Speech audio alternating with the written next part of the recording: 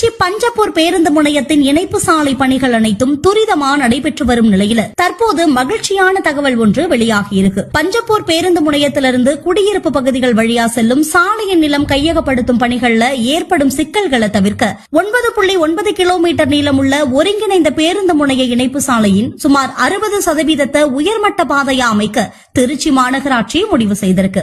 இந்த இணைப்பு சாலை கோரையாறு மற்றும் குடமுருட்டி ஆற்றின் வலது கரையில் அமையும். இது நகரின் மேற்கு மற்றும் மத்திய பகுதிகளில் போக்குவரத்து நெரிசலையும் குறைக்கும். இந்த திட்டம் 3 கட்டங்களா பிரிக்கப்பட்டு முதல் கட்டமா பஞ்சப்பூருக்கும் கருமண்டபத்திற்கும் இடையே 2 கிலோமீட்டர் தூரத்துக்கும், இரண்டாம் கட்டமா மண்ணச்சநல்லூருக்கும் குடமுருட்டி சோதனை சாவடிக்கும் இடையே 2.1 கிலோமீட்டர் தூரத்திற்கும், மூன்றாம் கட்டமா கருமண்டபத்திற்கும் மண்ணச்சநல்லூருக்கும் இடையே 5.7 கிலோமீட்டர் தூரத்திற்கும் பணிகள் நடைபெறுது. முதல் மற்றும் இரண்டாம் கட்ட பணிகளை ஏற்கனவே தொடங்கிவிட்ட நிலையில பஞ்சப்பூருக்கும் கருமண்டபத்திற்கும் இடையே கோரையாறு ஆற்றங்கரையில உயர்மட்ட பாதைக்கான தூண்கள் அமைக்கும் பணிகளை மாநகராட்சி சமீபத்தில் தொடங்கியிருக்கு.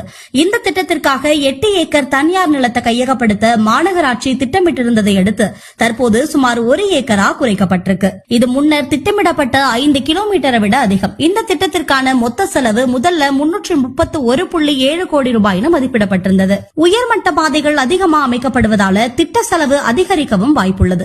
மேலும் இந்த திட்டத்தால போக்குவரத்து நெரிசலும் குறையும். இது பயணிகளுக்கு நேரத்தையும் எரிபொருளையும் மிச்சப்படுத்தும்.